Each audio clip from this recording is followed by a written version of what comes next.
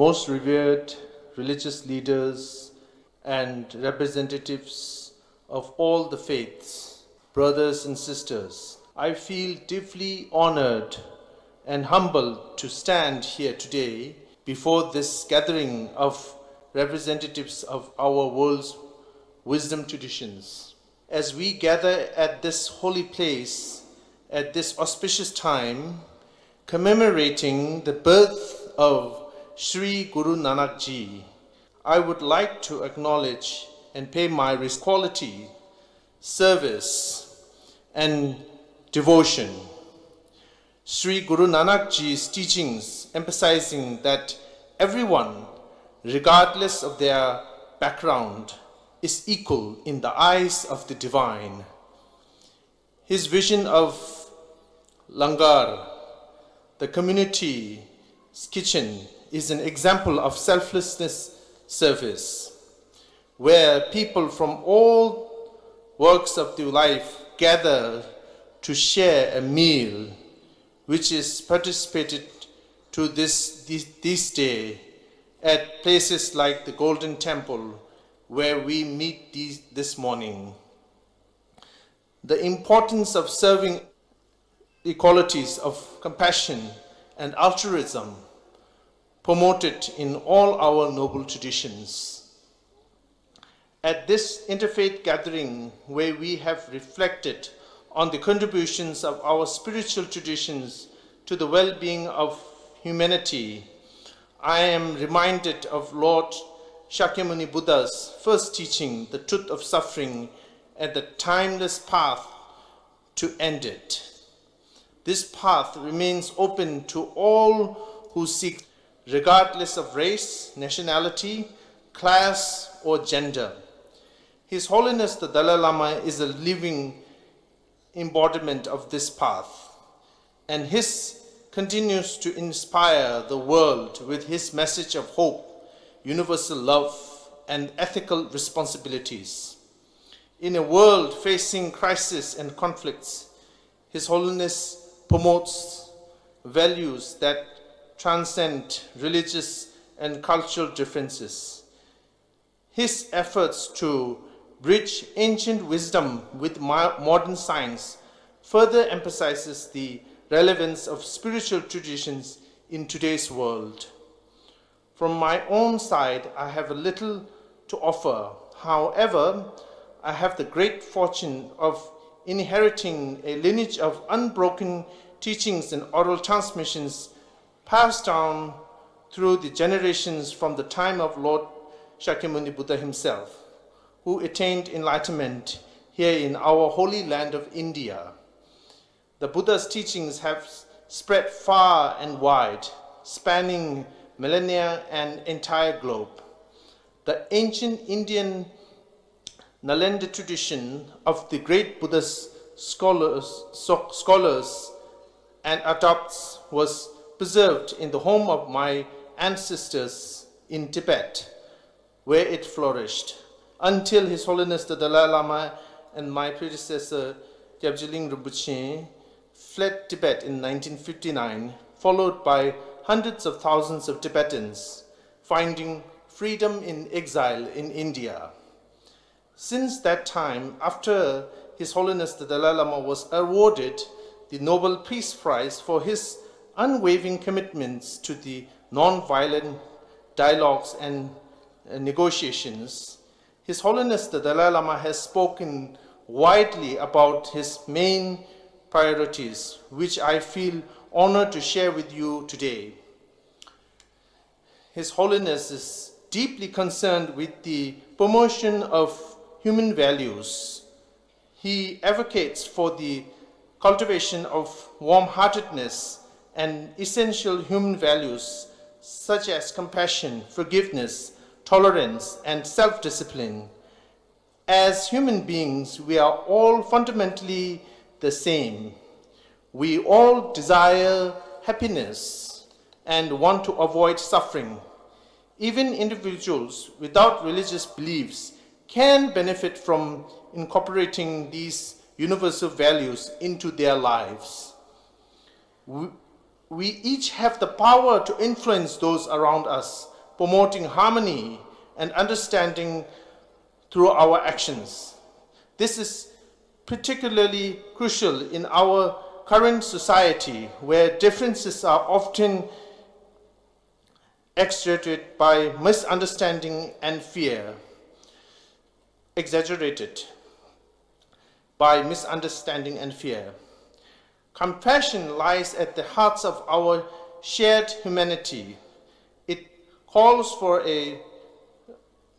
us to recognize the suffering of others and respond with empathy and individuals and societies to move forward to peace rather than dwelling in the past. His Holiness Dalai Lama's close friend and late Archbishop Desmond Tutu was a great advocate for forgiveness. Despite the terrible human rights abuses that occurred during the decades of racial discrimination, his promotion of forgiveness guided South Africa towards a more peaceful future. This is an example we can continue to learn from in today's world. The human quality of tolerance is also essential in the multicultural world. It encourages us to accept the respects and beliefs and practices of others.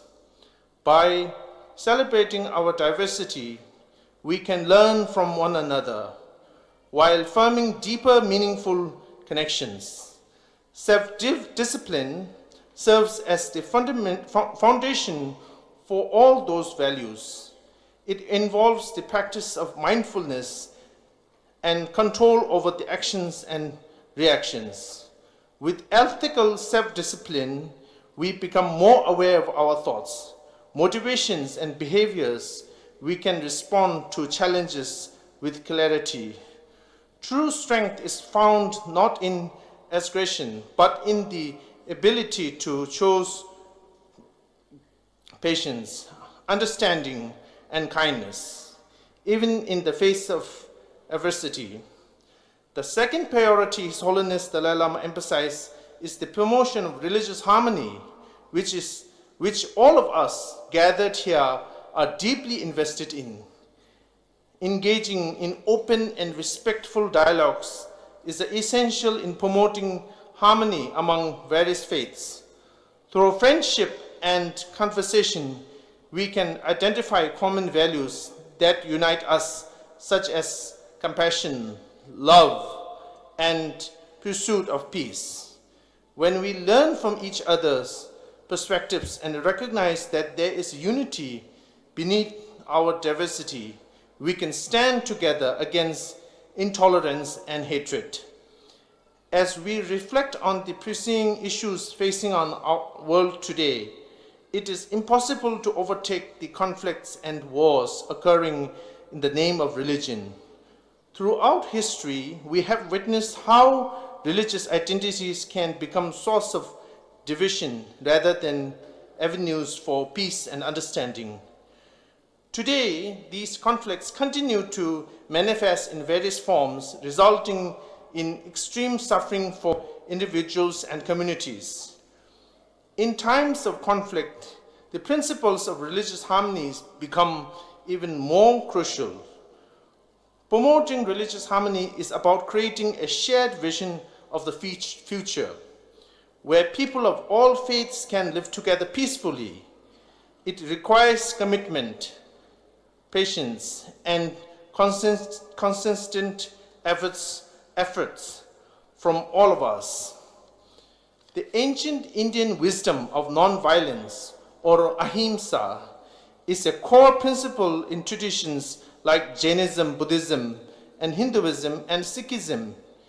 It teaches respect and care for all forms of life, emphasizing that humans, animals, plants, and environment are deeply interconnected. And in Buddhism and Jainism, non-violence includes mindful use of resources and avoiding harming others. Hinduism teaches Hinduism teaches compassion towards all beings and promote a vegetarian diet as an example for this, while Sikhism promotes selfless service and respect for creation, urging followers to protect and care for the nature. These historic approaches encourages us to care for the earth, recognizing that by protecting nature, we support our own well-being and the well-being of all life beings. The understanding of Ahimsa offers an ethical, compassionate way of life that is especially important today as we face global environmental challenges. In conclusion, as a spiritual leader and a representative, we hold a profound responsibility to discharge conflicts and promote a message of unity among all the faiths. Encouraging dialogues rather than discourse is essential. We must engage with one another sincerely and respectfully, seeking to listen and understand before acting. Our voices must call for peace, forgiveness, and reconciliation. Let us use our positions of influence to be champions of peace, stand firmly against hatred and discrimination in any form. Together, as the leaders of faith, we can inspire challenges and a legacy of compassion that we have positive influence for generations to come. I would like to express my sincere appreciation to all the organizers who have provided this valuable opportunity to meet and learn from each other. I thank everyone who has attended for your presence, your efforts, and your commitment to this noble journey of interfaith cooperation and understanding. Thank you very much. Rashidele.